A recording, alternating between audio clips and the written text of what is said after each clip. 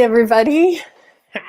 Oh, I'm rocking my mask today. Oh, yes, absolutely. I found some words coming out of my mouth this morning that were just cracking me up. I was walking out the door. So, okay, this is what happened this morning. So, last night, my husband and I have been looking for a new house here in our beloved Oakland that we're totally obsessed with.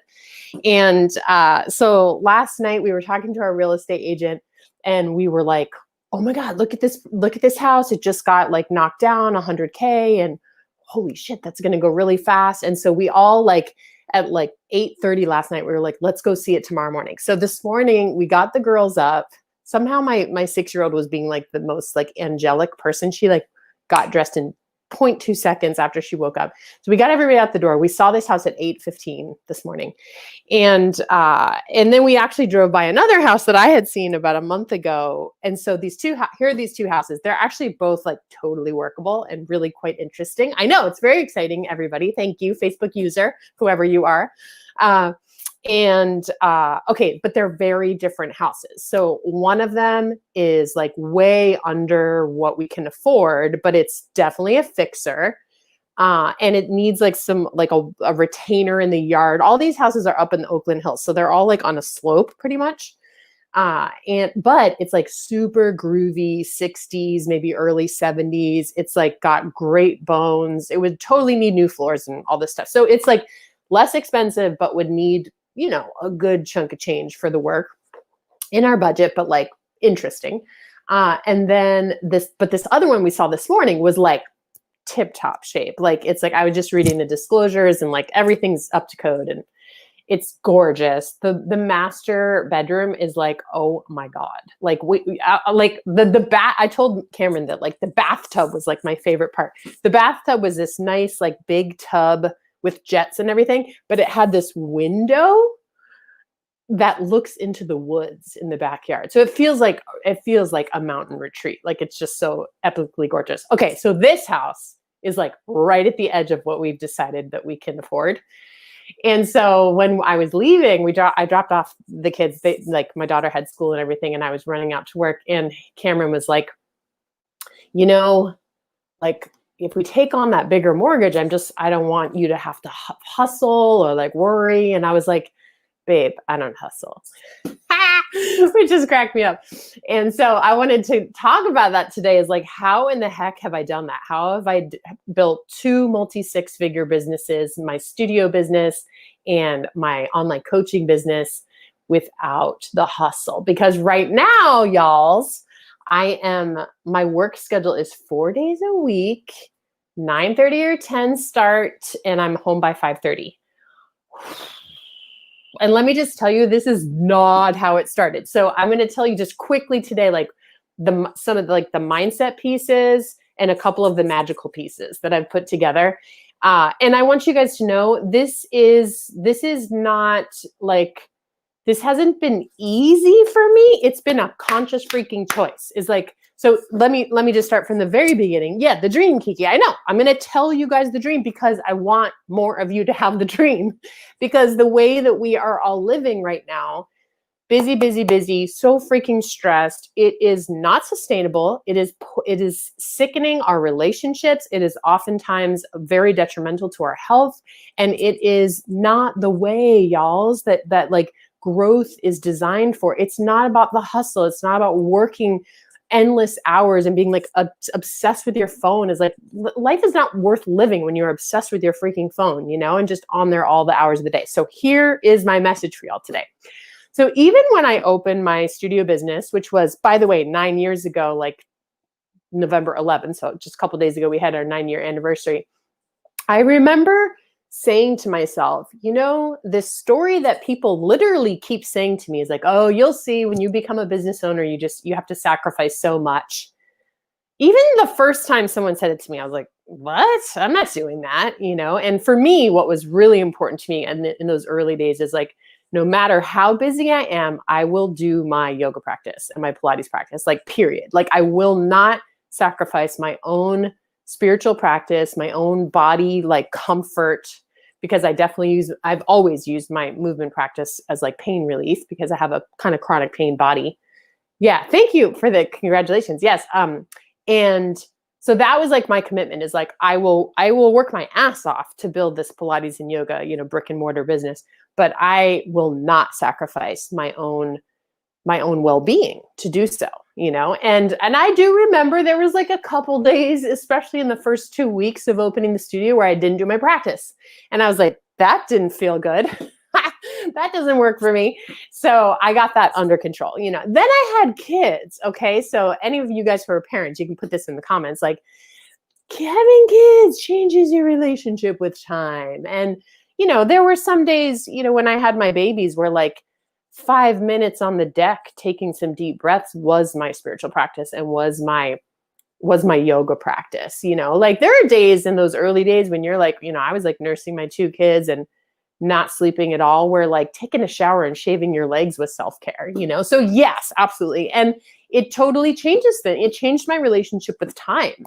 Like, that's when I started having kids, is when I got really serious about using my business to create time freedom.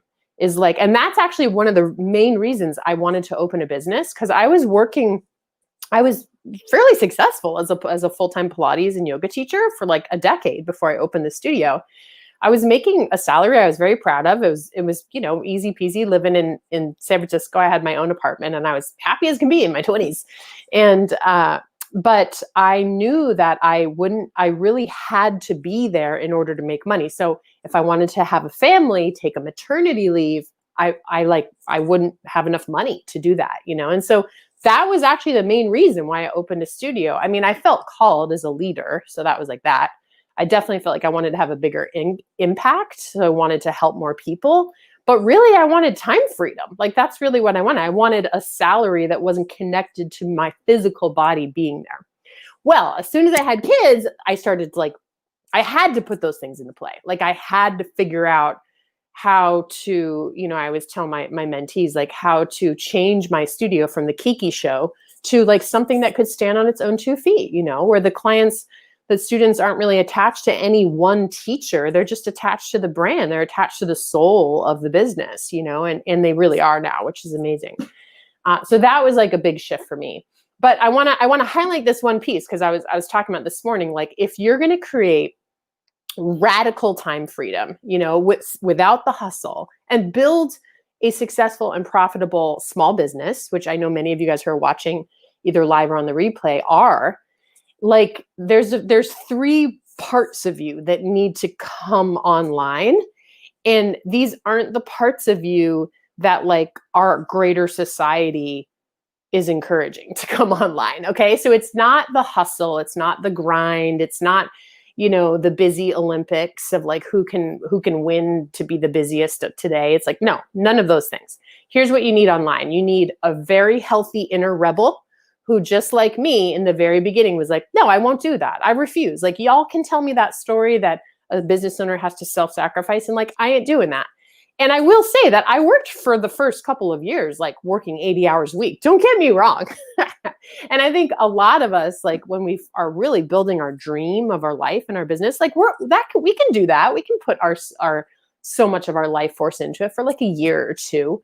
But, after a year or two, when you're putting all this life force into it, and you may or may not be making money yet, like many of us aren't, like, you just start to realize, oh, this is not sustainable. I got to do something different. And that's what happened to me when I got pregnant with Adeline. So your inner rebel needs to be turned up. Like, no, I refuse. No, I refuse. I will not do that. And that's what I was saying to Cameron, is like, no, I don't hustle. You don't even have to worry about that. That's not how I roll. It's like, I'm just going to keep getting better at what I'm doing, and we can totally afford this house. It's more just like, I'm just going to keep getting better and keep enjoying myself along the way. So that's the first piece, inner rebel. You also need your inner healer turned up and turned on, because here's what's going to happen. The minute you start asking spirit, asking the universe for more money, more time freedom, more creativity, more alignment, where you just feel like, yes, I love working. I love my business. I love my life. I love my family. I love, it's like, yes, more please.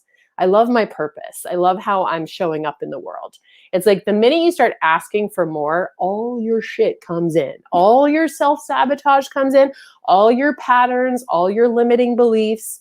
I'll give you guys an example, is like, when I wanted to create more time freedom in my first business, in my studio business, because I was about to have a baby, my first baby, I was so freaked out. I was such a control freak back then, and I was also very codependent. So I was like, oh, but my students, what will they do if I'm not here to be teaching them and leading them and, helping facilitate their healing? And I caught myself in it. Like, I was like, that's bullshit. You have an amazing staff that is so capable. And of course, as you leave, or not leave, but like take yourself out, they will also grow up in their abilities to show up as healers and leaders. It's like when you actually get in where you're supposed to be, it creates more space for the people where they're supposed to be and to show up at their highest level. So I really had to mend my perfectionism, my codependency stuff, my control freakism. So my inner healer had to be turned on. And even though it was very uncomfortable for me to let go my vice grip of control freakiness about every single thing that was going on in the day-to-day of my business, it's like, whew, oh my God, as I got to the other side of that, what a relief. And now, instead of running the story that I'm all alone in the world, that I'm the only one that can do it right, so I might as well just do it myself, and it's too hard to delegate because they blah, blah, blah, blah, blah, like all the stories I used to tell myself. Now I have a rock star team. Both of my businesses, I have team members. They just are genius. They show up in their zone of strength and creativity. They always contribute like really fascinating things. And like, we are co-creating something so much bigger than if I had just kept it like the Kiki show, and being such a control freak about stuff, right? David says, you're awesome. Got to run. Okay. Love you, David. So glad you've joined in for a second. Awesome. So that's an example of the inner healer must be turned on. There's one more piece I want to share with you guys today, which is the inner magician. So listen, if you have a story that time and money are fixed or finite, and like, this is just how it is, nothing that I could teach you about not doing the hustle, having time abundance, having like radical financial abundance while you are doing your soul work to help heal our planet and heal the world, like it won't work. So you have to have a sense of magical possibility.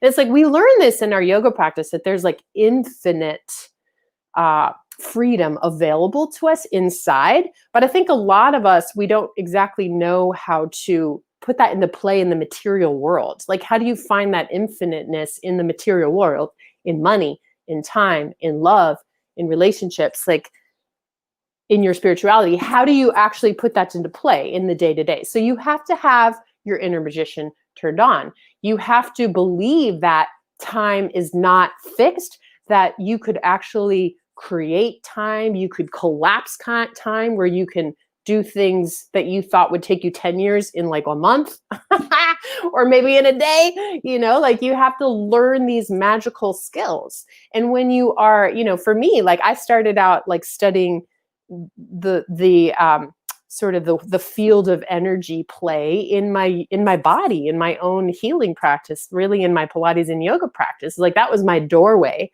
And as I became more of an adept at moving energy through my body and through my emotions and through my mind, I started to get really curious. Well, how do I play with this in my business, in my relationships, in my bank account, in my schedule each day, And so this is what I'm talking about. This is the inner magician needs to get turned up and turned on and really excited about what's possible. So yes, I would love to hear what you guys think about this. I know some of you guys are watching are like, what the heck is she talking about? But those of you guys who are like healers and movers and energy shifters like I am, I'm sure you actually literally do know what I'm talking about. So this is why I most recently, like this week, just launched a new private mentoring offering, which is for my high level, like multi-6-figure, 7-figure entrepreneur light worker friends. This is about time abundance. It's called Make More, Do Less. And when I was telling one of my friends, Jay, about it the other day, she's like, this is totally you. This is like literally what you do. Is you always find ways to like do as little as possible in the most impactful, profound way, and in a way that brings in tons of money. And I'm like, yeah, that is what I do, because I feel like, why not play with that? Why not play with that? Every time I play with that, it takes me into a new level of rebellion, healing and magic, where I get to play with energies like that. It's so much fun and also have a huge impact, be able to keep all my amazing yoga teachers and Pilates instructors employed during a freaking pandemic. Like, that's so powerful, be able to do my anti-racism work in my studio business and my coaching business, and also help all these other business owners. So to me, it's like, yes, more please. That works for me.